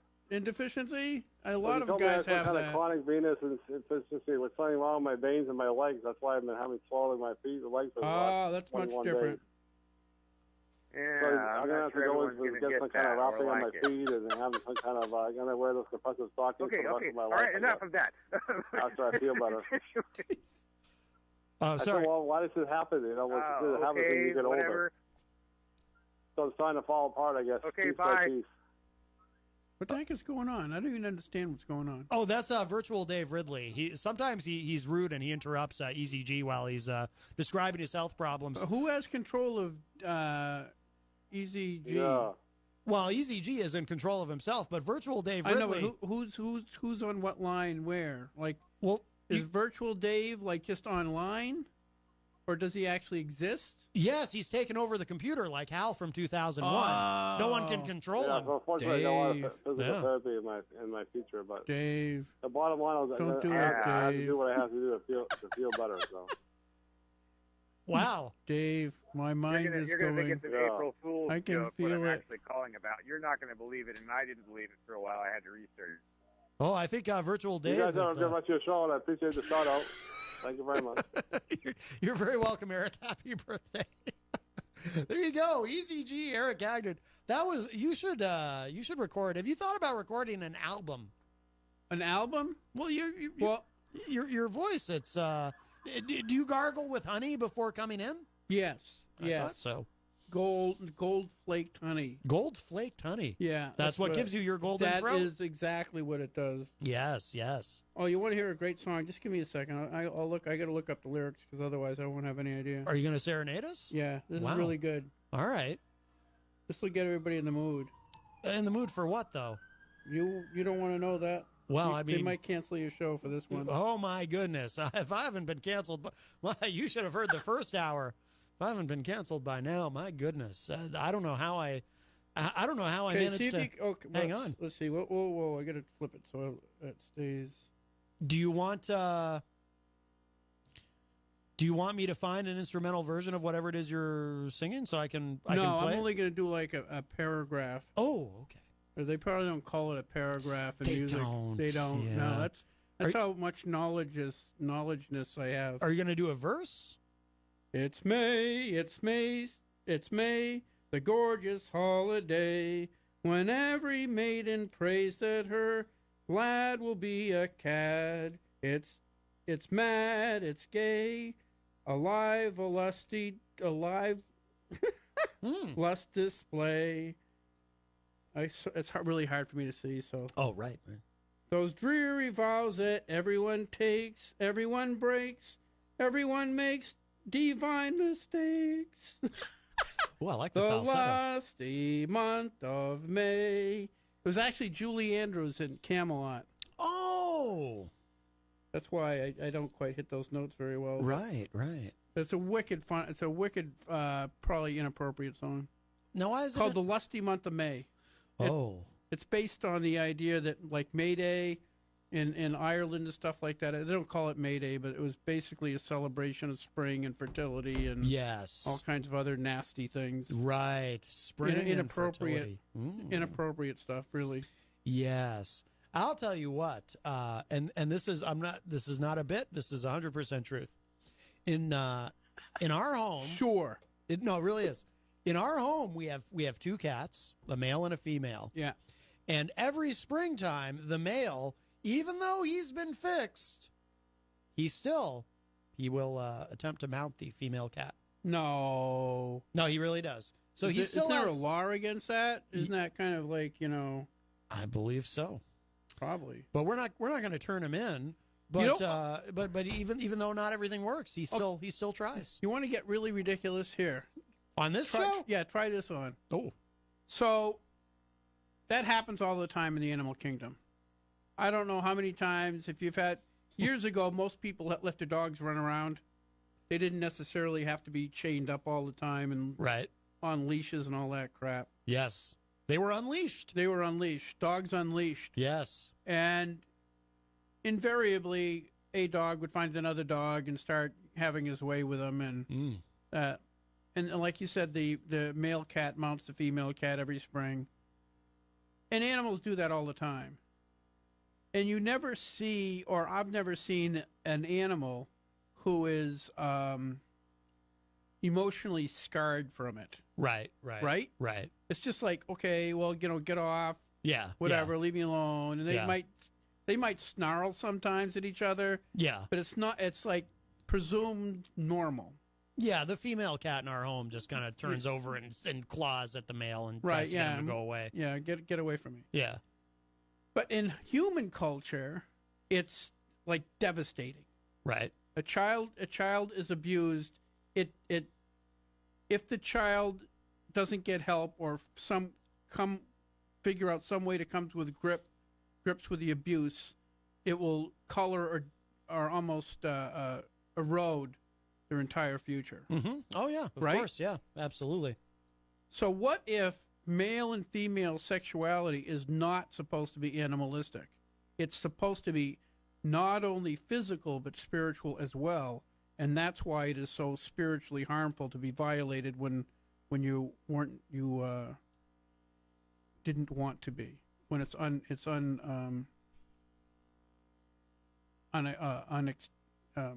non-consensual. Right. No, I hear what you're saying. Jenny was just suggesting online I use the pick and pick feature where we can both be on camera at the same time. I can't seem to get it to work though. Yeah, you don't want to do that. I can't get it to work right. Well, I want everyone to see your beautiful sweater with guns. Oh, yes. Sorry. What do you call that? A gun sweater? Yeah. Oh, it's an AR-15 sweater, I think. Oh, no, it's got other guns too. Oh, it's my assault sweater, really. Your assault sweater? Yeah. Sweatshirt. It's a sweatshirt. It's not a sweater. Oh, right. All right. My assault sweatshirt. Somebody got gray hair on it. Really? Yeah, I don't know how that happened. Well, at least you look like you have a full head of hair though in the front. Right, I do. So if what is you trying to say?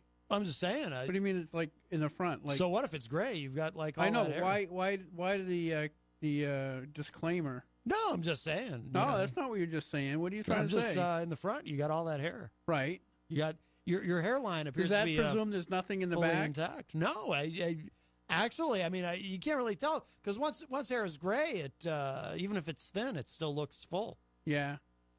Yeah, my hair's pretty awesome. Sometimes I just look in the mirror and say, wow. Sometimes I notice you let it grow out, and then when you wear the biker jacket, you look like you're born to be wild. I am born to be wild. It's that time. But cotton picking weather stays at 50 degrees for a month and rainy. I know. Yeah. Come on, huh? We've like had a couple days of 65 would be great for the bike. We've had some nice weather. Jenny says, Matt, don't be hair jelly. I didn't get what it took me a second to process that. In other words, don't be jealous of your hair. No, I think that she doesn't want you to use gel. I covet thy neighbor's hair, or my neighbor's hair. It doesn't say. Well, we're not really neighbors. That's true. So that's kind of silly. But you live out in the woods. Yeah, way out in the woods. Yeah, yeah, where the men are men, and I won't say that part. We're on the radio, so. What was out in the sheep woods? And stuff. See, I don't go in the woods. I'm terrified of Lyme disease. And then yesterday... That's why we should never let the English come here. Oh, because they're limeys? Yeah, the limeys. That's how you get it, right? No, you get it from deer ticks and stuff. Ah. But deer ticks are British. I've been avoiding everybody with an English accent for a long time for nothing, then, was what you're saying. Right, yeah. Huh. But then yesterday, too, we had this... So why is there a correlation between limeys and deer ticks and stuff? I don't get the connection. Lyme's disease sounds like something you get from English people. Right. Well, I think that's where it started. Right. And then there were some venison exports to the United States that spread it here. It was like their revenge for the Revolutionary War. After the Revolutionary War, they sent some tainted venison. Yeah, and they sent some deer with deer ticks on some rafts that floated over, and then so we became infested. Oh, that's why it's Lyme's disease. Although I'm only half kidding when I say I'm afraid of going in the woods for that reason. I am legitimately afraid. There's a lot of people with Lyme's disease. I know. It's freaking ridiculous. It is. It's very, very common, and you can have it and not know it, and you can be fatigued all the time, and because apparently it's difficult to diagnose too. I think like you don't necessarily. My understanding, my wife caught it real quick. Oh, okay. But she also goes to Dr. Duran in Concord. Yeah, and he's like one of the premier. I guess he has probably English ancestry, so he knows what to look for or something. Oh, that makes sense. Yeah. So I'm guessing. Right. But anyway, she got it caught quick enough to not do anything. But like me, I get rashes on my skin all the time. So how the hell would I know the difference between what rash itched when? You know what I mean? Yeah. Come on. Yeah. I mean, whatever. That's I guess. I mean, I might have it. I don't know. I got bit by a few ticks last year, but did you? Oh yeah. Yeah. See, that legit terrifies me. And I get sick all the time because of other reasons. So how the heck would I know? Yeah. You could have Lyme disease. Maybe that's how I cut my finger. Because of Lyme disease? Yeah, I think so. Probably. That's my guess. It caused you to misjudge where to put things I was having and stuff. a little delirium thing going on when I was trying to do something. And exactly. Right. No, you didn't mention my Trump water.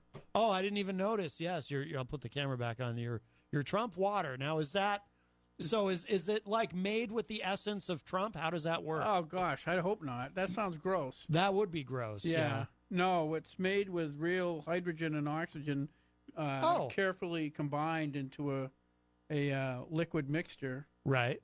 Because they took the oxygen and the hydrogen, which are really both gases. Yes. Right. Yes. And somehow, miraculously, I think because he's Trump, he figured out a way to combine those two elements and create H2O.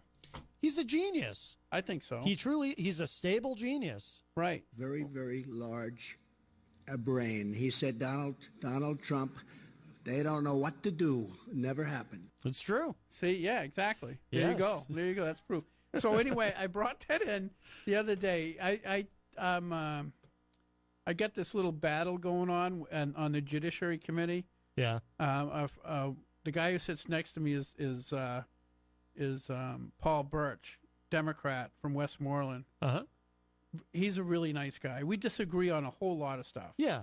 but he's honorable and he fights for what he believes in, and unfortunately he's probably better at it than I am for fighting what I believe in. But anyway, so he sits next to me, and he opens up his briefcase and he pulls out this cartoon book. Yeah. That is like making fun of Trump. Oh, really? Right? So he just opens it up just a little bit to look at it and then make sure I notice.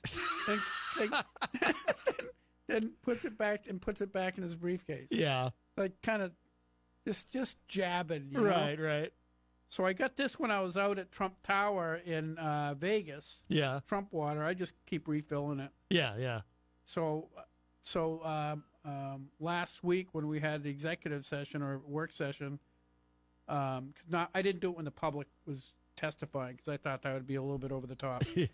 But we're just having a regular work session, and I just sat with a Trump like right. Yeah.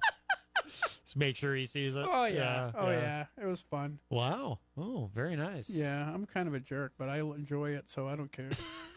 Where do you get that? Is there like a website you just get it I online? don't know. I got it when I was at Trump Tower. They were basically okay. It was like a Bacher. They were giving it away. I forget which. Oh, okay. Yeah, because I've not seen it in stores or anything. No, that was in Vegas at his hotel. Oh, very nice. Very nice. That was a really nice hotel, too. I talked to a guy there, Hispanic guy, and I asked him, because he's just a waiter, okay? So I wanted, because to me, if you really want to know what a person is like, don't ask the assistant manager or the managers or the vice president what the boss is like, because they are going to lie to you. Yeah. They're never going to tell you the truth because it might get back to them. Right, of course. You talk to the guys who are like on the ground floor. Yeah. Because if the boss is a jerk, says, no, this place is horrible. I hate working here, right? So this Hispanic guy, I was talking to him. I says, how do you like working? He says, these people are wonderful. I've been here since this hotel started. I've met the children, and they're just so polite and so nice. So his testimony, obviously he's Hispanic, so theoretically the demographic says he shouldn't like him, right? But he had nothing but great things to say about Trump and the kids. Said they're always polite, they're always nice, respectful, which isn't always the case, especially with very wealthy people who have a sense of entitlement, tend to be arrogant. But the Trump kids and Trump, he said, nope, they're just wonderful people. Yeah. I don't know how much. I'd be curious of how much interaction he's actually had with them. He's had some. I mean, obviously they go all over the place. They don't always. They don't spend all their time at Trump Tower in Vegas, but he's had enough where he's got a very good impression of them. Because he was there when it started up, so they would have been more involved at that point and been there more often. Right. So. Now, what were you doing there? That was actually cool. That was last summer. My favorite brother from California arranged for he and my other brother and my brother's wife to travel around first to Vegas and then to Lake Powell and then to, I forget what those caverns are with a layers of rock where you look through and it looks like waves through the rocks. Yeah. I don't know if I can describe it adequately, but it's like different colors of orange and red and yellow rocks, and as you go through it, the sun's coming through. It looks really, really cool. Okay, yeah. I forget what its name of it is. That sounds familiar. And then we went to the Grand Canyon and then back to Vegas. I think, back to Vegas. We saw my favorite part of the whole trip was we saw Circus du French word Cirque du Soleil. Cirque du Soleil of the Beatles. Oh, really? I didn't know that existed. It was absolutely amazing. No kidding. It was so amazing because, and to me, Vegas is like the epitome of capitalism. The good and the bad. This is interesting. I've heard you say this before. Yeah, this is interesting, your take on it. Okay, so I go to the Circus Soleil Beatles. Cirque du Soleil. Whatever. Circus Soleil, I think, is the Mexican thing. version. Yeah. Yeah.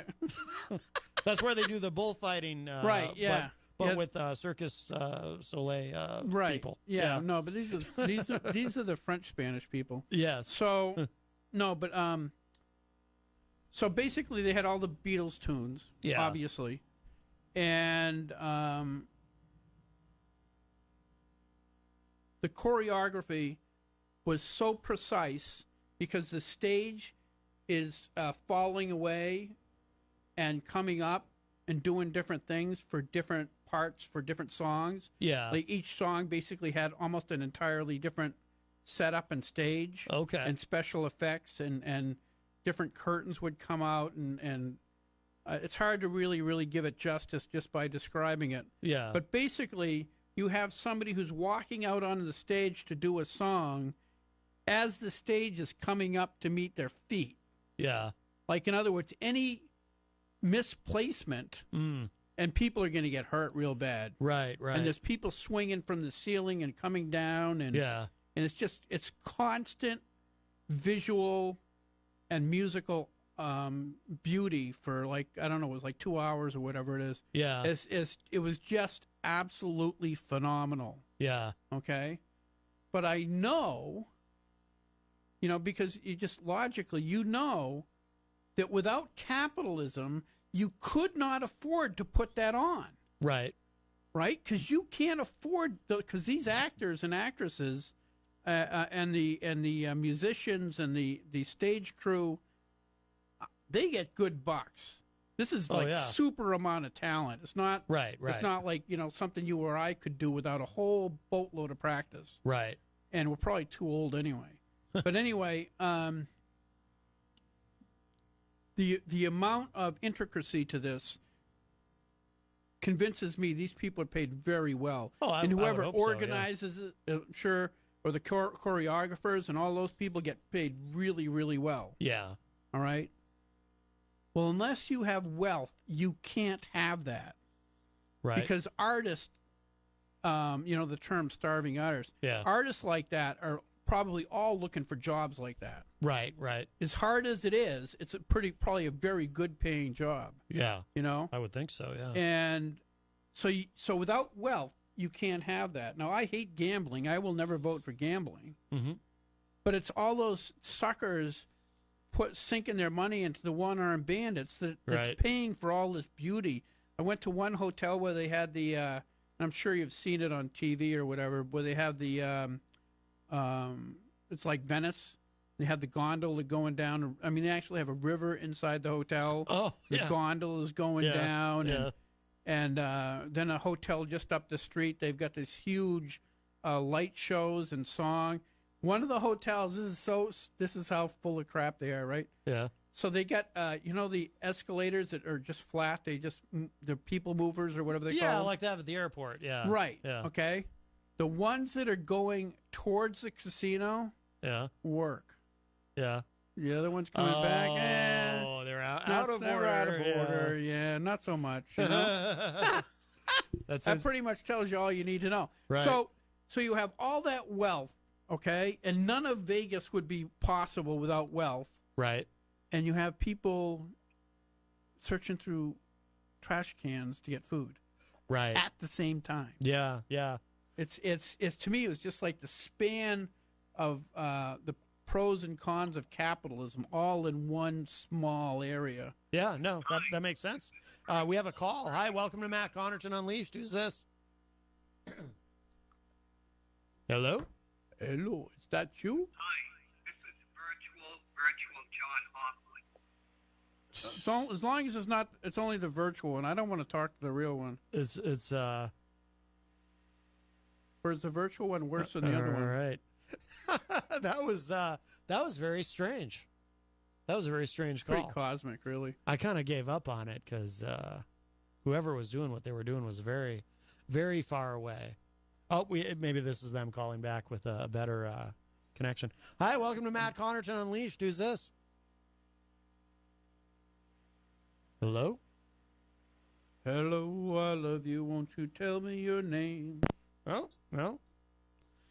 The Phantom.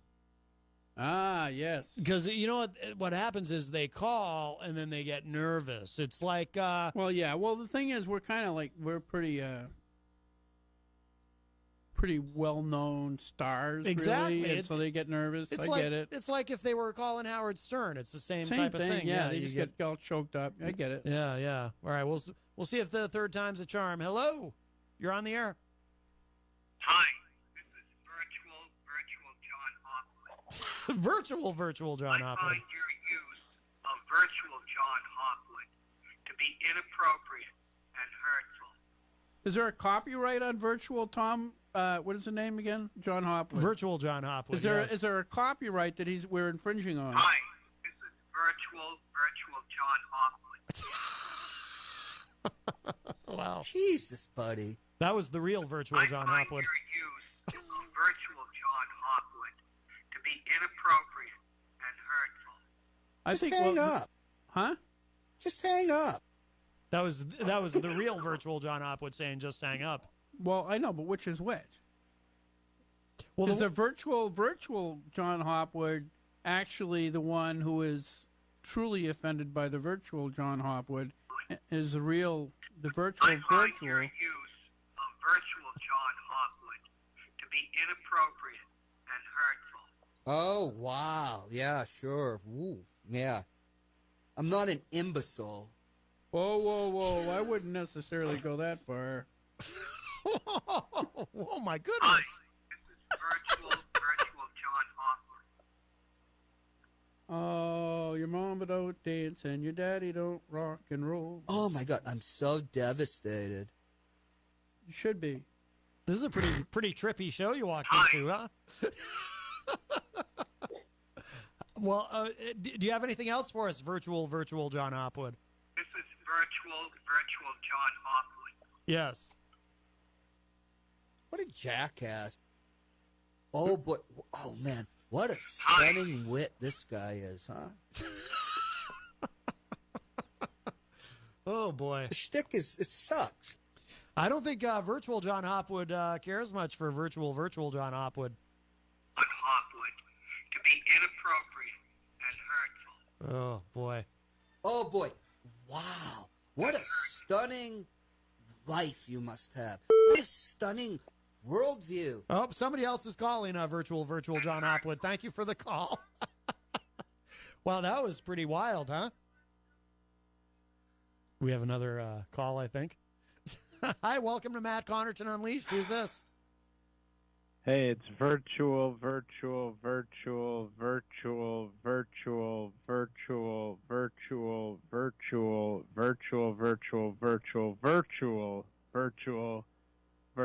John Hopwood. Wow, you're like a cousin of virtual John Hopwood, 10 times removed. I lost count.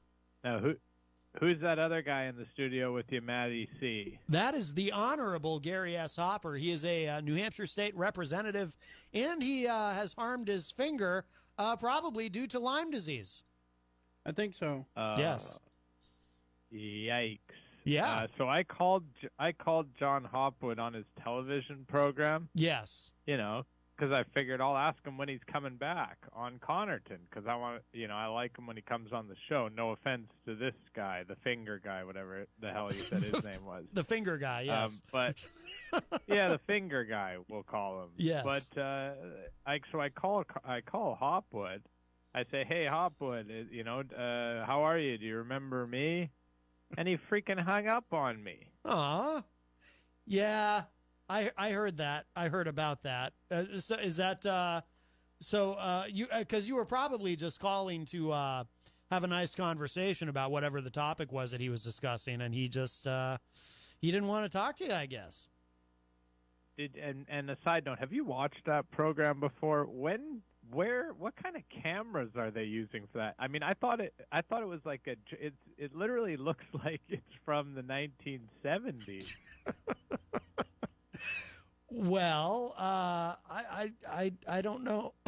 I don't know how to. It looks like it's from a different time. When you watch the actual like when you go on the website, it looks like a throwback, like a VHS taped show. It's really quite unbelievable. But anyways, any word on when Hopwood will be back on? Sounds like you've talked to him because you had him make that stupid little sound drop. So if you can have him make a sound drop, why can't he come back on the program, Matt? I actually thought that he was going to try to stop in today. Apparently he's been in some pain, but he did tell me via text he was going to try to stop in today because he wanted to, and this is true, this is a shoot, as they say, he wanted to come in and confront virtual John Hopwood on the air.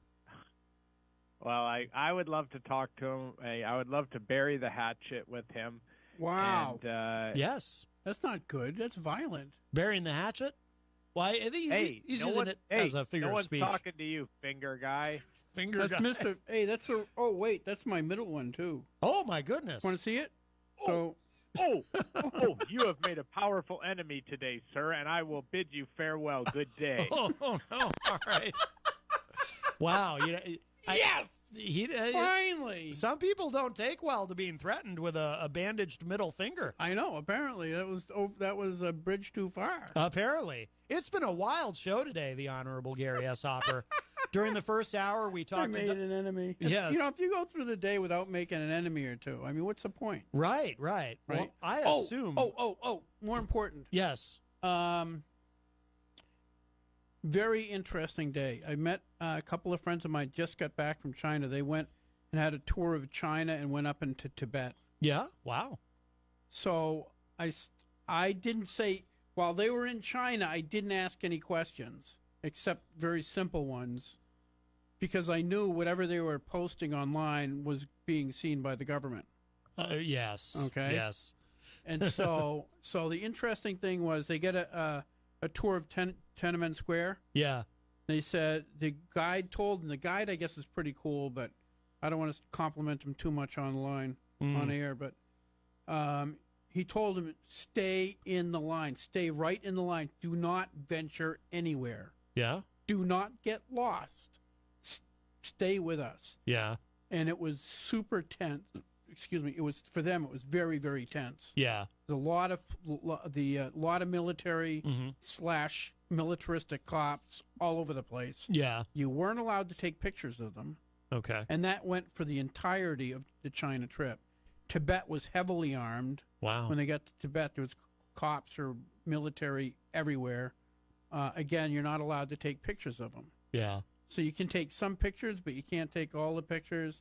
They found out that, for instance, if you live in a modest home in one city and it's found out that you've said something negative about the government, they put you in a different city, and you're not able to come back, even if your wife lives there. No That's kidding. it. You're done. Wow. So because one of our Democrat candidates, the Oriental guy from New York, wants to implement the social credit scores that they have in China in the United States. I'm not familiar with this. Oh yeah, you're not familiar with the social credit score? I've heard of it. Social credit. I got to get to do my show. Yeah. Social credit score in a nutshell is, you're walking into your apartment tonight, and you throw a cigarette butt on the ground. Yeah. The video camera catches it. You lose 5 points. I don't know what the actual number is, but let's just say. Okay. Then a while later, you were doing something and you didn't hold the door for somebody who is disabled. Right. Because you were in a hurry. Yeah. You just lost another 4 or 5 points. You get in an argument. Interesting. Getting an argument with your neighbor because there's people who are tasked with keeping track of you. Yeah. Like physically in your neighborhood that are taking notes. Oh wow. Okay. And if you are deprived of too many social credit scores, credits, you can no longer do business with certain people. Like you might want to go to a nice restaurant. They said, no, you don't have enough credit. Wow. Okay. And it gets worse. Eventually, you'll be at a point where you can barely almost do nothing. Right. You can't go to the movies. You can't go to the stores. You can't go out to eat. Yeah. You're down to 0 options because of your social credit score. But there is hope. Yeah. You can do cleanup around your neighborhood to try to build that score back up. Or give to charity. Guess who the charity is? Who? The government. Huh. Well, things that make you go, So, Yeah, so there's one of the Oriental guy from New York wants to implement that in the United States. Okay. That is so Orwellian. When my friends were done with their trip and they're boarding the plane to go back to the United States. Yeah. They were looking through checking their passports. Yeah. On the screen in back of the guy, there was a whole bunch of pictures of my friend from various places he had gone to on his trip. Really? Yeah. Oh, that's so like creepy. in other words, they kept absolute track of them their entire time. They were. Wow. That's creepy. You think you don't have liberty now? Just wait. Wow. Hey, I'm going to get upstairs in case my guest is here a couple minutes early. Yeah, you want to plug your show real quick Oh, before you yeah. go? Rock, Paper, Hand Grenades on Channel 23 at 6 o'clock. I got Representative James Spillane coming on. He's one of my fellow right-wing nutbags, so I don't know what we're going to talk about, actually. Oh. He actually asked if he could come on the show. Really? I was like, wait, whoa, that's not right. There's something wrong there. You know what I mean? So he hasn't seen it. He hasn't seen it, Right. or I don't know. Wow. Maybe he's lacking in oxygen or something. But. Yes. Matt. All right. As usual, it's very, very delightful to see you. Always you're wonderful to see you. You're one of my favorite humans. Thank you. Same here. Please come in more often. And my new pet project or idea for the school systems in Manchester to clear out all the riffraff. Mm-hmm. Because, you have kids like my grandson who just love getting in trouble. Yes. Social credit score? No. Oh. No. Why implement that to everybody just because you have a few kids that are out of their minds, right? Yeah. So you take these teenagers in high school that are just do not want to cooperate and say things they should never say and everything else. Yeah. And you pay for their tour in China. Okay. All right. Yeah. Within the first few days, 2 of them are going to disappear. True. Yes. Right? Yes. The Chinese government is not going to tolerate that, and they're going to be detained. Right. So now they have another 2 weeks to be in China, and every single one of them is going to keep their mouth shut for 2 weeks. Yes. Sort of like a Scared Straight program. Scared Straight. But you get them to go because you get to go to China. You want to be to China. Right. It's a socialist utopia right. that you're looking for. Have fun, kids. Right. 2 of them are going to come back so scared they'll never probably talk to another adult in their whole life. That's right. But the rest of them will be pretty compliant. Sure. You know what I'm saying? I love it. It's a great idea, and it's cultural. It's a cultural event for them. You're thinking outside the box. That is way outside the box. That's next level. I don't know what the box is. Right. Or, you know what I'm saying? Yeah, I mean, it might not even be a box. It might be a circle. I don't know, but you're thinking outside of it. Thanks, buddy. Yeah. Hey, have a good night. All right, Gary, thank you so much. The Honorable Gary S. Hopper leaves us. He's going to go upstairs to do his program, Rock, Paper, Hand Grenades. As he mentioned, of course, you can see it on Channel 23, Wednesdays at 6 p.m. It also, you can watch it online at manchestertv.org. So if our friend who called in, it actually runs on the same station as John Hopwood's show, so you can watch it online there. I'm not suggesting anything. Hello to Don McDonaldson, who joins us online. We're almost out of time. We didn't even get to, it's been a wild show today. We didn't even get to talk about Bill Barr testifying today. We're almost out of show. But he did, of course, defend clearing Trump on obstruction of justice. They talked about the letter that Mueller had sent regarding not being particularly pleased with the presentation of the report's findings that Bill Barr had presented. But here, we have time for one more quick call. Hi, welcome to Matt Connarton Unleashed. Who's this? Hey, what's up, Matt? How are you? I know that voice. It's John Hopwood. What's going on? Well, it's very interesting. We had a little while ago, we had virtual John Hopwood call in. It was very strange. It was like the whole scene. It was as though I had ingested something psychedelic right before it happened. It was just bizarre. The Honorable Gary S. Hopper was here. I don't think he knew what to make of it. It was all very odd. Huh? Oh yeah. Hey, what? Been a wild show. Oh, I told you I might drop in today, but, I was busy. Yes. I don't know what could take precedence I'm over... still under, House arrest? What did you do? Huh? What did you do? Not that. What? What did you say? I said, are you under house arrest? Are you in trouble? Oh, no, nothing like that. Nothing like that. Did you call? What are those grunts I keep hearing? I don't know. I better hang up. I don't want to get in any more trouble. Oh, okay. Maybe I'll drop by tomorrow. Well, please ferret out this mystery of virtualness. Oh, please do. Yes. Adios. That would be wonderful. All right. Bye-bye. All right. That was John Hopwood. Yes, he did say he was going to try to stop by today, but hopefully he'll Jesus, buddy. Hopefully he'll be by tomorrow, and we can get this all sorted out. This virtualness, as he put it, or virtuosity, or whatever it might be. So lots of excitement. Little air horn for you. Of course, again, happy birthday to Eric Gagnon, the entertainment reporter on the morning show. So thank you to everybody today. Of course, thank you to John for calling in. Thank you to Eric Gagnon, the birthday boy, for calling in.